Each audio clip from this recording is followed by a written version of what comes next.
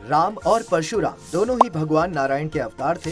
दोनों ही सर्वशक्तिशाली और पूजनीय थे। एक तरफ राम जहां पानी की तरह शांत थे, तो वहीं परशुराम के अंदर आग की तरह धधकता हुआ क्रोध था। परशुराम को अपने किए और कई बार इस धरती को क्षत्रिय विहीन करने पर बहुत अहंकार था और इसी अहंकार का सर्वनाश भगवान राम ने किया था। तो चलिए जानते हैं कैसे प्रभु श्री राम ने विष्णु अवतार अहंकारी भगवान परशुराम के अहंकार को मिट्टी में मिला दिया था।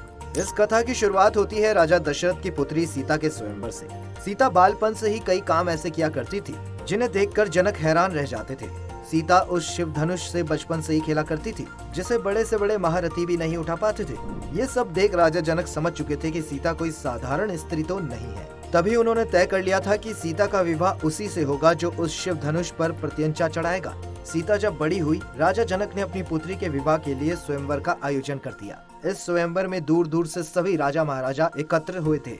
ये सभी के सभी एक से बढ़कर एक थे। इन्होंने अपने जीवन में कई बड़े बड़े युद्ध भी जीते थे। इन महाबलियों के बीच में दो नौजवान बालक गुरु वशिष्ठ के शिष्य और राजा दशरथ के पुत्र राम लक्ष्मण भी शामिल हुए थे। स्वयंवर शुरू होता है और एक एक करके सभी वीर योद्धा आगे आकर शिव धनुष पर प्रत्यंचा चढ़ाने की कोशिश करते हैं, लेकिन कोई भी इस धनुष को हिला तक नहीं पाता। ये शिव धनुष कोई आम धनुष नहीं था। ये शिव धनुष भगवान विश्वकर्मा ने पृथ्वी के कल्याण के लिए बनाया था। उसके बाद भगवान शिव ने अपना यह धनुष भगवान परशुराम को दिया। इस धनुष से भगवान परशुराम ने कई बार पृथ्वी की रक्षा की और बाद में फिर उसे राजा जनक के पूर्वज देवराज के संरक्षण में रख दिया था। और ऐसे में ये धनुष स्वयंवर सभा तक पहुंचा। स्वयंवर सभा में सभी की असफलता देखकर राजा जनक बहुत उदास हो जाते हैं और सोचते हैं कि कहीं उन्होंने ये शर्त रखकर कोई बड़ी गलती तो नहीं करती। ऐसे में तो उनकी सीता जीवन भर के लिए अविवाहित ही रह जाएगी। क्रोध में राजा जनक भरी सभा में कहते हैं कि क्या इस सभा में कोई पुरुष ऐसा नहीं है जो मेरी पुत्री सीता के योग्य हो। जिस धनुष के साथ मेरी पुत्री अपने बालपन में खेला करती थी, उसी धनुष को विश्व के बड़े से बड़े महारथी हिला तक नहीं पा रहे हैं। ये सब सुनकर लक्ष्मण बहुत क्रोध में आ गए। उन्हें ये सब अपमान के बोल लगे। लक्ष्मण बार बार राम से आग्रह करते हैं कि भैया आप क्यों नहीं प्रतियोगिता में हिस्सा लेते हैं, लेकिन राम बार बार ये कहकर लक्ष्मण को शांत करवा देते हैं कि हम सिर्फ दर्शक हैं।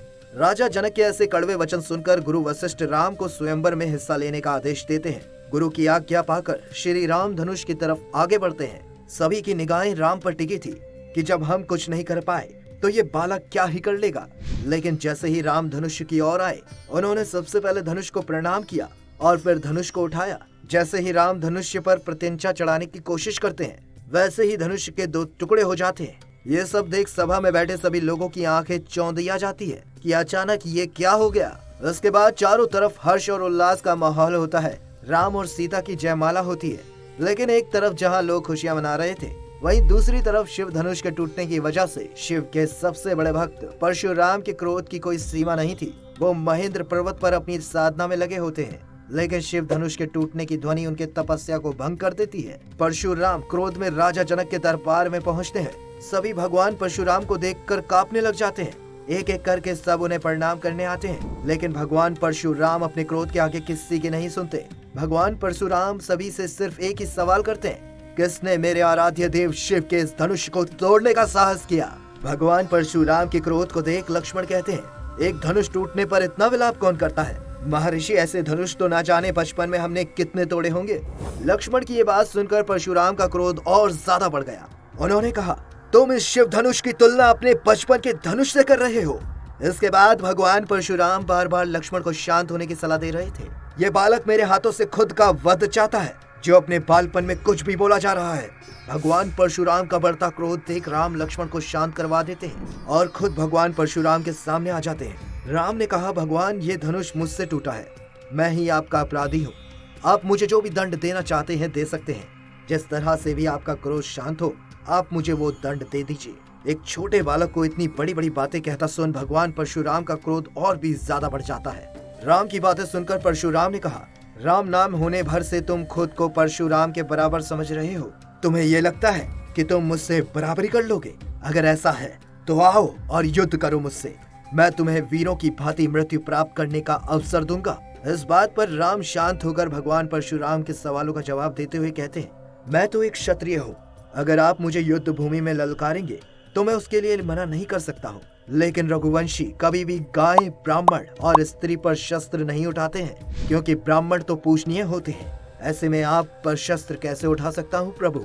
मेरा तो बस एक छोटा सा नाम है, राम, लेकिन आपका तो परशु समेत परशुराम है।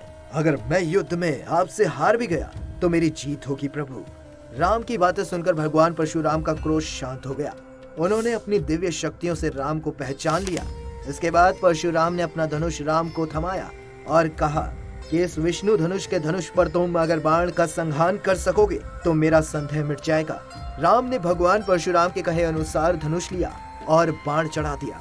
राम ने बाण छोड़ने से पहले परशुराम से कहा कि आप बखूबी जानते हैं कि बाण खाली नहीं जाएगा, तो आप ही बताएं कि मैं इससे किसका विनाश करूं, अपने मन की गति से भी तेज आने जाने के आवागमन को, या फिर आपने जो अपने तपोबल से पुण्य लोक अर्जित किए हैं उन्हें। परशुराम कहते हैं कि हे राम, कृपया करके मेरे आवागमन को नष्ट मत कीजिए, क्योंकि जब मैंने अपने गुरु कश्यप जी को ये पूरी पृथ्वी दान की थी तब उन्होंने मुझे कहा था कि तुम अब मेरे राज्य में नहीं रह सकते। तभी से मैं रात्रि के समय धरती पर नहीं रुकता, महेंद्र पर्वत पर जाकर विश्राम करता हूँ। इसीलिए आप इस बाण को पूर्व दिशा में चलाकर मेरे द्वार अर्जित उन पुण्य लोकों का नाश कर दीजिए जिन पर मुझे अहंकार है। भगवान परशुराम के कहे अनुसार राम ने बाण पूर्वक दिशा में चला दिया और इस तरह भगवान परशुराम के द्वारा अर्जित उनके पुण्य लोक जिन पर उन्हें अहंकार था वो नष्ट